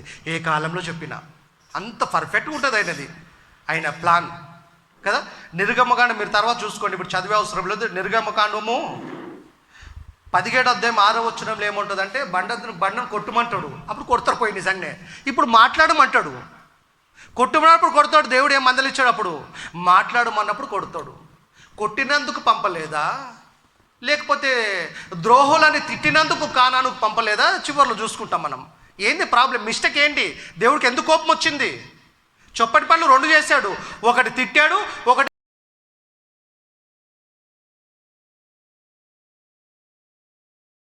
2 సార్లు కర్రతో కొట్టాడు. వాటి విషయంలోనే దేవుడు సీరియస్ అయ్యాడా, లేకపోతే ఇంకేమైనా ఉందా? చూస్తాం. సంఖ్యాకాండము 33వ అధ్యాయము 38వ వచనం. సంఖ్యాకాండము 33:38. యెహోవా సెలవిచ్చిన ప్రకారము యాజకుడైన ఆరోను మామూలు పర్సన్ కాదు, యాజకుడైనా మోషే మంచి మామూలు పర్సన్ కాదు, ప్రవక్త అయినా భక్తి పరులనే దేవుడు అబ్జర్వ్ చేశాడు, నిఘా పెట్టాడంటే, శిక్ష విధించాడంటే మనం వదులుతాడా? ఆఫ్టర్ మనమెంత వదులడైనా, అప్పుడైనా ఇప్పుడైనా దేవుడు యథార్థవంతుడు. అన్యాయంగా శిక్షించాడు, అన్యాయంగా మందలిచ్చాడు. అవకాశం ఉన్నప్పుడే తప్పు దిద్దుకోవాలా. అందుకే ఒక చోట అంటాడు హెచ్కేల్, ఏమనంటే, నరుడు తన తప్పు కదా దిద్దుకోవటమే నాకు కావాల్సింది, తన పాపం బట్టి తన మరణం పొందుట నాకు సంతోషమా? తన పాపాలని దిద్దుకోవటమే నాకు సంతోషం. సంఖ్యాకాండం 33:38. యెహోవా సెలవిచ్చిన ప్రకారము యాజకుడైన అహరోను హౌరు కొండనెక్కి ఇశ్రాయేలును ఐగుప్తు దేశము నుండి బయలుదేరి వచ్చిన 40వ సంవత్సరమున 5వ నెల. ఇక్కడ అంటే మనం మే అంటాం, అక్కడ సందర్భాలు పేర్లు వేరే ఉన్నాయి. 5వ నెల మొదటి దశ. ఎంత పర్టికులర్గా రాయించినాడు చూడండి దేవుడు. మొదటి దినమున అక్కడ మృతి నొందేను. యెహోవా సెలవిచ్చినట్టే ఎవరు? అహరోను చచ్చిపోయాడు. కానానులోకి పోలేదైనా, పోవటానికి వీల్లేదు. కానానులో కాలు పెట్టనీయలేదు, అన్నదమ్ములని యాజకుడిని పెట్టినేయలేదు, ప్రవక్తను పెట్టినేయలేదు. మోషే దేవుడు ఇల్లంతలో నమ్మకమైన వాడిని కూడా పోనీయలేదు అక్కడికి. దేవుడు అంత కఠినుడా? అవును, ఖచ్చితమైన వాడు దేవుడు, ఖచ్చితమైన వాడు, మహాభయంకరుడు దేవుడు. ముఖం చూసేవాడు కాదు ఆయన కదా. దోషిని దోషి అంటాడు, నిర్దోషి అన్నాడు, నిర్దోషిని దోషి అన్నాడు ఆయన. అంత ఖచ్చితమైన వాడు. దేవుని తత్వం అది, దైవత్వం అది. ఆ దేవుని గురించి తత్వం కోసం, దేవుని గురించి గుణం కంప్లీట్గా ఎరిగిన దేవుని కుమారుడైన యేసు ప్రభు 100కు 100 ఆయన చిత్తాన్ని చేసి వెళ్ళిపోయాడు. ఆయన 1% కూడా వదిలిపెట్టలేదు ఆయన. అందుకే మోషే కంటే గొప్పోడు ఈయన, సొలొమోన్ కంటే గొప్పడు, యోన కంటే గొప్పడు, అందరికంటే గొప్పడు మోషే.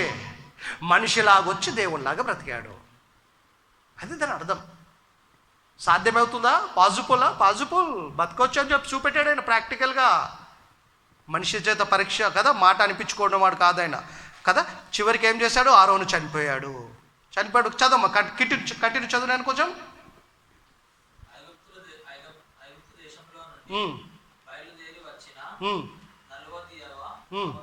45వ సంవత్సరమున 5వ నెల మొదటి దినమున అక్కడ మృతి నొందెను. అహరోను 123 ఏండ్లు ఈడుగల వాడై ఓరు కొండ మీద మృతి నొందెను. ఆయన వయసు ఎంత? 123. అంటే మోషే కంటే 3 ఏళ్ళు ఎక్కువ బతికాడు. ఆయన ఆయుష్కాలం ఇచ్చాడు.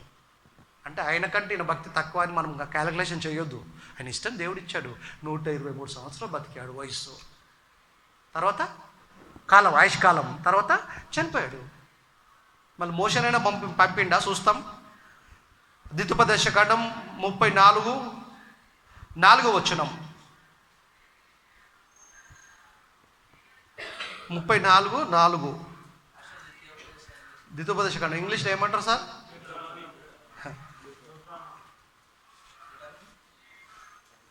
34వ అధ్యాయం 4వ వచనం. నువ్వు కొంచెం తెలుగు రోజు చదువునైనా నాకు ఈజీ అవుతుంది.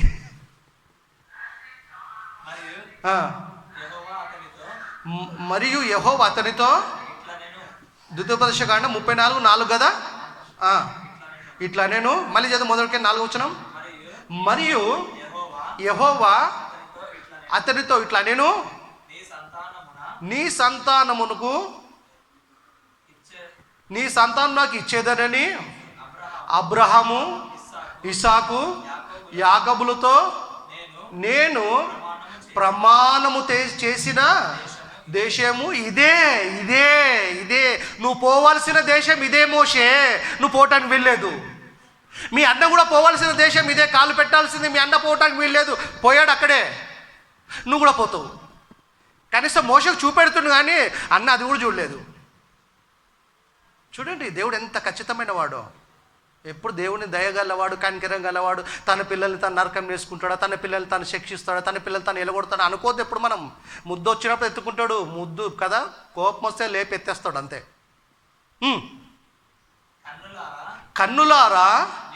కన్నులారా నిన్ను దానిని కన్నులారా చూడనిచితిని కానీ నీవు నది దాటి అక్కడికి వెళ్ళకూడదు.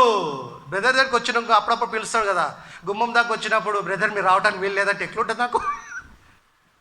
అరే ఏంది ఇంత మంచిగా పరిచయం ఉంది, ఇన్ని రోజులు సార్ మనకి సాహసము సేవకుడైనా ఇంత ప్రేమ లేదు అంటమా లేదా? దేవుని ఇల్లంతో నమ్మకైన వాడిని కానానికి పోవద్దు అంటుండు. న్యాయమే ఇది? న్యాయమే దేవుడి లెక్కలో, అన్యాయం కాదు ఇది. నరుడు కాదైనా తప్పు చేయడానికి, మాట తప్పటానికి. దేవుడైనా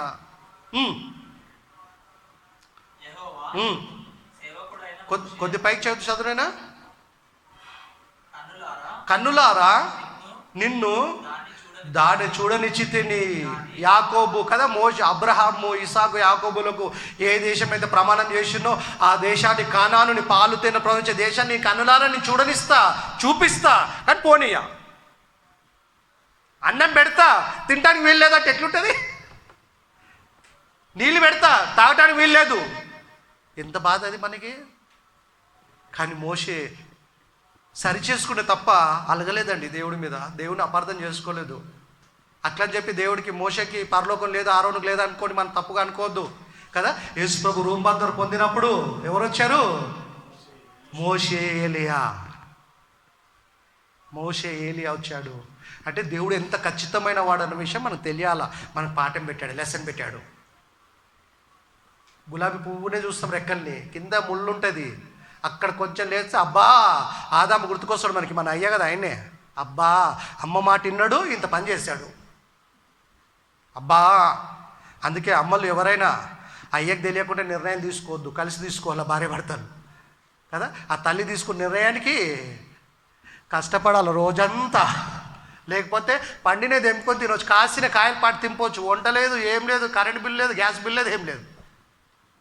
ఎంత అవస్థపడ్డారో ఆ రోజు వాళ్ళు మంట కనిపెట్టడానికి, వండటానికి. ఆదం ఎక్కడ మిస్ అయితే మళ్ళీ భార్య దగ్గర రావడానికి దారి తెలుసా? ఇప్పుడైనా దారిలో ఉన్నాయి, స్ట్రీట్ నెంబర్లు ఉన్నాయి. అప్పుడు ఏముండదు. పరిస్థితి ఏంటి? వాళ్ళిద్దరే. తర్వాత ఇద్దరు వచ్చిర్రు. కానీ చాలా అవస్థపడ్డారు, ఎంతో కాలం పట్టింది వాళ్ళకి కదా. మంటను కనిపెట్టుకోలే, పాత్రలు కనిపెట్టుకోలే, ఎప్పుడు వండుకున్నారు, ఎప్పుడు తిన్నారు అని తెలియదు. నాన్న అవస్థపడ్డారు వాళ్ళు. అమ్మ తీసుకునే నిర్ణయానికి అయ్య కూడా వెంటనే పండు తిన, ఎక్కడిది పండు అన్నాడు, ఈ తినేశాడు. అప్పటి సంది అంతే. అందుకే భార్యలు మంచి సలహాలు ఇవ్వాలి భర్తలకి, పిల్లల్ని భక్తిగా పెంచాలా. చదువునేనా, ఆ దేశాన్ని చూడనిచ్చితిని కానీ, ఏది అబ్రహాము కదా, ఇసాకు యాకోబులకు ఏదైతే ప్రమాణం చేసినో ఆ దేశాన్ని చూడనిచ్చితిని కానీ నీవు నది దాటి అక్కడికి వెళ్ళకూడదు. దాని తర్వాత వెళ్తాడా? మాట్లాడమంటే కొట్టాడు, తప్పు చేశాడు, మళ్ళీ చేస్తాడా? తప్పిగా తెయ్యడు. కంటిన్యూ చేస్తున్నామంటే అలవాటైంది అన్నట్టు. మనకి ఎప్పుడో జరిగిందంటే పొరపాటు, కంటిన్యూ చేసిన సారీ చెప్తున్నామంటే పొరపాటు కాదు, అలవాటు అది. అందుకే పాపాలు ఒప్పుకుంటే విడిచిపెట్టాలి, కానీ మళ్ళీ చేసుకుంటా ఒప్పుకో ఎప్పుడు ఒప్పుకుంటుంది తెలుసా? మళ్ళా ఒకటి బల్ల తీసుకుంటప్పుడు ఒప్పుకుంటాము, రెండోది December 31 నైట్ ఒప్పుకుంటాము. ఈ సంవత్సరం అంతా నీకోసమే బతుకుతా తండ్రి అంటాము. రెండు రోజులు, 3 రోజులు, 1 నెల, 2 నెలలు బాగానే ఉంటాం, తర్వాత ట్రాక్ తప్పుతాం మళ్ళా. అవునా కాదా? తప్పుతాం మనము. అందుకే ముందు సరే చాలా జాగ్రత్త ఉంటే పరిశుద్ధాత్మ దేవుడు మనకు సహాయం చేస్తాడు. ఖచ్చితమైన నిర్ణయం తీసుకోవాలి మనం. అపవాది చేయి పట్టుకొని లాక్కెళ్ళాడు మనని, ఆ ఆలోచనలో పెడతాడు అంతే తప్ప డైరెక్ట్ అంత వాడు చేస్తున్నాను ఎప్పుడు ఆయన మీద నెట్టొద్దు. ఊకే మనం ఆయన ఎక్కువ జ్ఞాపకం చేస్తాం కొన్నిసార్లు. బలవంతంగా ఆడు ఏం చేయడు, ఆలోచన పెడతాడు అంతే. మన దేవుడు ఆలోచన వెళ్ళినాము, ఆయన ఆలోచన వింటాం, ఎందుకంటే బాగుంటాయి. వెళ్ళకూడదు. యెహోవా సేవకుడైన మోషే యెహోవా మాట చొప్పుడు, అక్కడ అహరోను యెహోవా సెలవిచ్చినట్టే చచ్చిపోయాడు. ఇక్కడ కూడానా యెహోవా సేవకుడైన మోషే యెహోవా మాట చొప్పున మోహాబు దేశంలో మృతి నొందెను. కానానికి పోయిందా? పోలేడు, పోవటానికి వీల్లేదు. ఇల్లంతటే నమ్మకమైన ఆయన పోనీయా. నేను మంచి చేసినప్పుడు సాక్ష్యం చెప్తా, చెడు చేసినప్పుడు కూడా మందలిస్తా. పాఠం ఇదే ఇప్పుడు మనకి. మందలిస్తా, శిక్ష విధిస్తా. మోసకైనా ఇంతే, మీకైనా అంతే, మీ తర్వాత తరం వాళ్ళకైనా అంతే. నేను ఇంతే, నాలాగా నేను చెప్పినట్టు మీరు బతకాలా. వాక్యానికి అనుకూలంగా మీరు బతకాలా, వాక్యాన్ని మీకు అనుకూలంగా అమర్చుకోవద్దు అని చెప్పాడు. కంటిన్యూ చదువు. నేను బెత్లెహేము ఎదుట మోవాబు దేశంలో ఉన్న లోయలో అతడు పాతి పెట్టబడేను. అతని సమాధి ఎక్కడున్నదో నేటి వరకు ఎవరికి తెలియదు. సీక్రెట్ పెట్టేశాడు, అది పెట్టాడు, తెలియదు అంతే. కానానికి పోలే అని సమాధి కూడా ఎవరు తెలియదు. సమాధి తెలుసా, మళ్ళీ డెకరేషన్ చేస్తారు మళ్ళీ ఆడపోయి.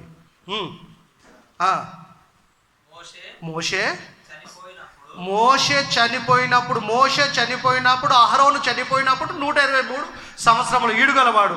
మోషే చనిపోయినప్పుడు 120 సంవత్సరాలు ఈడుగలవాడు. అంటే ఆయన ఏజ్ ఎంత? 120. చాలా కష్టపడ్డాడండి దేవుడి పనిలో చాలా కష్టపడ్డాడు ఆయన. ఇశ్రాయేలు ప్రజలు ఓర్చుకున్నాడు ఆయన. కానీ ఎమోషన్లో, తొందరపాటులో కాని మాట పలికాడు ఆయన. ఆ కాని మాట ఏదో చూసుకుంటామని చివరిగా కాని మాట పలికితే దేవుడికి కోపం వచ్చింది. ఆ కాని మాట ఏంటి? ద్రోహలారా? కాదు. బండను కొట్టటమా? కాదు. మళ్ళీ ఏంటి? అది కూడా మనం బైబిల్ని అడుగుతాం. బైబిల్లో పద్ధతి, బైబిల్లో డిసిప్లిన్ దేవుడు ఎలా రాస్తాడంటే, యెషయా గ్రంథం 28 అధ్యాయం ఉంటుంది. సూత్రం వెంబడి సూత్రము కదా. కొద్ది వాక్యము కొంచెం అచ్చట కొంత ఇచ్చట యెహోవా వాక్యం మీకు వచ్చును అంటాడు. ఒకే పుస్తకంలో ఉండటానికి వీల్లేదు. ఒక ప్రశ్నకు జవాబు మరో పుస్తకంలో దొరుకుతుంది. అదే పుస్తకంలో వేరే అధ్యాయంలో ఉండొచ్చు, వేరే పుస్తకంలో ఉండొచ్చు, లేకపోతే కొత్త నిబంధనలు ఉండొచ్చు. చదువునండి కీర్తన గ్రంథం 106:32 వచనం. కాని మాట పలికాడినా ఏందే కాని మాట చూస్తాం ఇప్పుడు. 106 కీర్తన 106 32 వచనం. కీర్తనాలు మెరిబ్బా. ఇందాక మన సంఖ్యాకాండం చదువుకున్న పోయేమను ఆ జలములకు మెరిబ్బ జలములు అని పేరుంది అక్కడ. మెరిబ్బ జలముల యుద్ధ వారు ఆయనకు, వారంటే ఇశ్రాయేలులు, ఆయనకు ఆయన కంటే మోషకి ఆయనకు కోపం పుట్టించిరి కావున వారి మూలముగా మోషకు బాధ కలిగింది. బాధ కలిగేంత విసికిచ్చారు. సంఘస్థులు విసికిస్తారు, మళ్ళీ ఏం చేస్తాం, పాస్టర్ ఓర్చుకోవాలా. అలాగ చెప్పి మీరు విసికిస్తూనే ఉండండి, ఆయన ఓర్చుకొని ఉంటాడో కాదు. శిక్ష మీకు పడుతుంది, ఆయనకు పడుతుంది.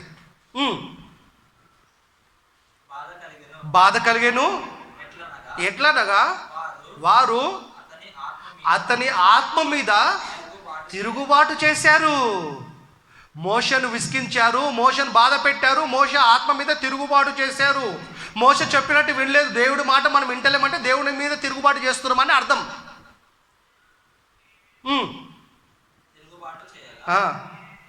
అతడు తన పెదవులతో కాని మాట పలికాడు. అంతే, కాని మాట పలికాడు. ఏ మాట పలికాడు? మీకోసము మేము నీళ్లు రప్పించవలేనా? ద్రోహులారా, మీకోసం మేము నీళ్లు రప్పింపాలి. మేము అనేది అంటే దేవుడి కోపం వచ్చింది. దేవుడి కోపం వచ్చిందంటే ఎప్పుడు నేను లేకపోతే ఏం జరగదు, మేము లేకపోతే ఏం జరగదు, మేము ఇంపార్టెంట్ అన్నట్టు ఉండొద్దండి. తగ్గించుకోవాలా. మేము అనేది దేవుడు కోపం. మేము హెచ్చించుకున్నాడు బాగా. ఏమి స్టార్ట్ అయింది అక్కడ? గర్వం, తను హెచ్చించుకోవటం. కోపం వచ్చింది దేవుడికి. కాని మాట పలికాడు. కోపం వచ్చింది నిజమే, వాళ్ళ మీద తిరుగుబాటు చేశాను నిజమే. నువ్వు నోరుని కాపాడుకోవాలి కదా. అంతసేపు బాగానే నువ్వు కదా, నా ఇల్లంతా నమ్మకమైన వాడు, నువ్వు అన్ని ఓర్చుకుంటావు, ఎందుకు ఇక్కడ తొందరపడ్డావు? అందుకే అపవాది వీలైతే సాధ్యమైతే ఏర్పరచబడిన వారిని సైతం మోసం చేస్తుందంట. అది ఏర్పరచబడిన వారిని సైతం అంటే టోటల్ క్రైస్తవుల్ని మోసం చేయడానికి మ్యాక్సిమం ప్రయత్నం చేస్తుంది. అది వదిలిపెట్టది.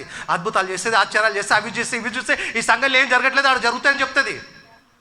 ఇక్కడికి అందరినీ అక్కడ మరలిస్తుంది. అక్కడ ఏముంటుంది మళ్ళీ అంత మాయ అక్కడంతా. అపవాది అట్లా మోసం చేసేస్తుంది కదా. అన్ని విషయంలో బాగున్నాడు, ఎందుకు చిన్న విషయంలో అయినా నోరు జాడారండి. కాని మాట పలికినందుకు కానానులో కాలు పెట్టనీయలేదు అన్నదమ్ములని. మనం పెట్టాల్సింది కాలు కానానులో కాదండి, భూభాగం మీద కాదు, పరలోకంకి వెళ్ళాలి మనం. అంటే చాలా జాగ్రత్త ఉండాలి, మనం చాలా జాగ్రత్త ఉండాలా. చదువులేదు అదమాట కొంచెం పైకి.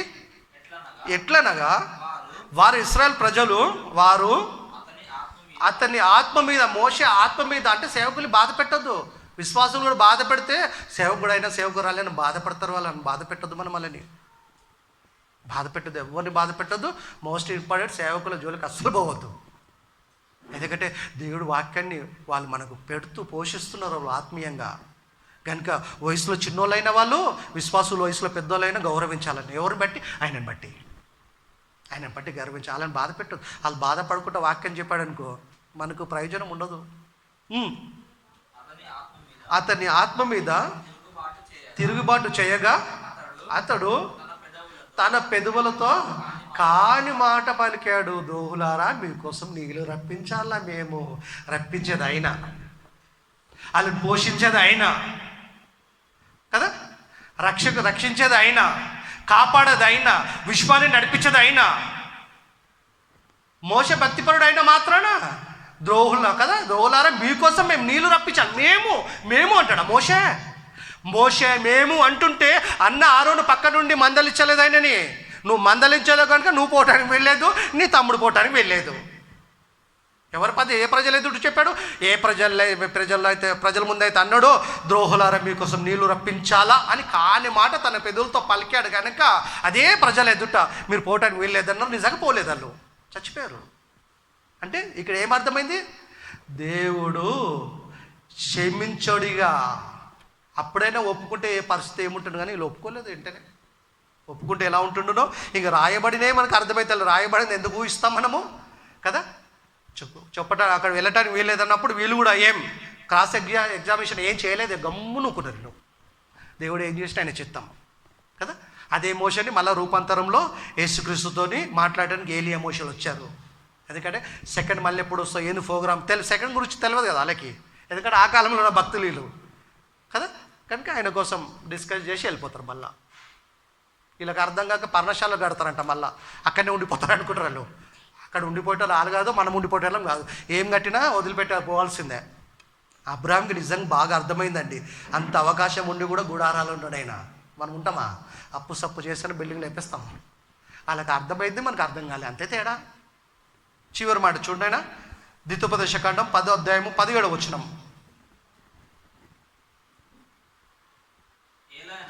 ఎలానగా నీ దేవుడైన యెహోవా పరమదేవుడు, పరమాత్ముడు, పరలోకంలో ఉన్న ఆయన పరమదేవుడును పరమ ప్రభువై ఉన్నాడు. ఆయనే, ఇంకో లేరు, ఆయనే మహాదేవుడు, పరక్రమవంతుడు. ఎర్ర సముద్రం పాయిల్ చేసేసాడు. తన పిల్లలందరూ వెళ్ళిపోయిన తర్వాత మళ్ళా రొటీన్ మామూలుగా చేసేసాడు. సైన్యం అంతా మునిగిపోయింది. ఈ మధ్య శాస్త్రవేత్తలకి రథాలు దొరికినాయంట, ఇనుప రథాలు. బైబిల్ ఎంత సత్యమో శాస్త్రవేత్తలు ప్రయోగాలు చేస్తే పరిశోధిస్తే కూడా తేలిపోయింది. బైబిల్ చెప్పింది నిజమని. అంత గొప్ప గ్రంథాన్ని కలిగి ఉన్నాం మనం, అంత గొప్ప దేవుని కలిగి ఉన్నాం మనం. ధనం లేకపోవచ్చు కానీ మనం అదృష్టవంతులమే, మనం ధన్యులమే. దేవుని పిల్లలుగా పిలువబడుతున్నాం. అలాగ జీవిస్తే ధన్యులం. పరక్రమవంతుడు, భయంకరుడైన దేవుడు. ఎవరికి భయంకరుడినా? ఆయనకు వ్యతిరేకంగా జీవించిన వాళ్ళు భయంకరుడు. పోలీసులు ఎవరికి భయంకరులు? నేరస్తులకి, మంచి వాళ్ళ కాదాలు, నేరస్తులకే. కనుక ఆయన భయంకరుడైన దేవుడు. ఆయన నరుల ముఖమును లక్ష్య పెట్టాడు. క్యాలెండర్ మీద కనపడుతుందా నీ దేవుడైన యెహోవా భయంకరుడని? కనపడదు మనకి. ఎందుకంటే అది మన బాధ కలిగిస్తాము. మళ్ళీ చదవద్దు. ఏది ఉంటుంది? నిన్ను కాపాడువాడు, ఇశ్రాయేలును కాపాడు, కొనుక్కోడు, నిద్రపోడు. అమ్మ మళ్ళీ చదువుకుంటాం. అది రెండోది, నాకు మొరపెట్టు నీకు ఉత్తరం ఇస్తా అంటే అది రాసుకుంటాం. ఈ వాగ్దానాలు కార్డులన్నీ షీట్ చేస్తారు, తయారు చేస్తారు వీళ్ళు. ఏదో దేవుడు చెప్పి రాసినాయి, అవి రాసినవి బైబిల్లో ఉన్నాయి. వీళ్ళకి రాసి జనాలకు అలవాటు చేసేసారు. అది జోగొట్టి బోధ, సరి చేసే బోధ కాదు. ఇంజెక్షన్ అయితే నొప్పి, ట్యాబ్లెట్ అయితే ఈజీగా మింగొచ్చు, నొప్పి తొందరగా తగ్గుతుంది బెడ్లోకి పోయి. కానీ నొప్పి వద్దు వీళ్ళకి. భయంకరుడైన దేవుడు ఆయన నరుల ముఖమును లక్ష్య పెట్టని వాడు. మోషే ముఖం చూడే, ఆరోను ముఖం చూడలేదు, కానాను పంపలే. ఏం చూశాడు? హృదయం చూశాడు. మాట మీరారు, అలా ప్రవర్తన చూశాడు. పోవటానికి వీల్లేదని పోలేదను, చచ్చిపోయారు. మొగ్గము లక్ష్య పెట్టని వారు. మోష మొగ్గమే, ఆరోను మొగ్గమే లక్ష్య పెట్టినప్పుడు మన ఎందుకు లక్ష్య పెడతాడు? లక్ష్య పెట్టాడు. ఇక లంచము పుచ్చుకొనని వాడు. సేవకుడికి ఇంత ఇస్తున్నాం కదా, నెలకింత 10% ఇస్తున్నాం, ఎంత ఇస్తున్నాం కదా, స్పెషల్ మీటింగ్స్ పెట్టిస్తున్నాం కదా, దేవుడు ఎక్స్క్యూజ్ చేయడా? నువ్వు ఏమి ఇచ్చినా నువ్వు కరెక్ట్ లేకపోతే గేట్ అవుట్ అంటాడు,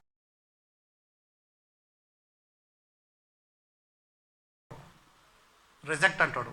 ఎందుకంటే లంచం పుచ్చుకునేవాడు కాదైనా. మనం దేవుడను బాణ్యను అని కాదు నమ్మింది, సాక్షాత్తు దేవుని సృష్టికర్త నమ్మాము. ఆయన మనరుల ముఖం లక్ష్య పెట్టాడు, లంచం పుచ్చుకొనడు.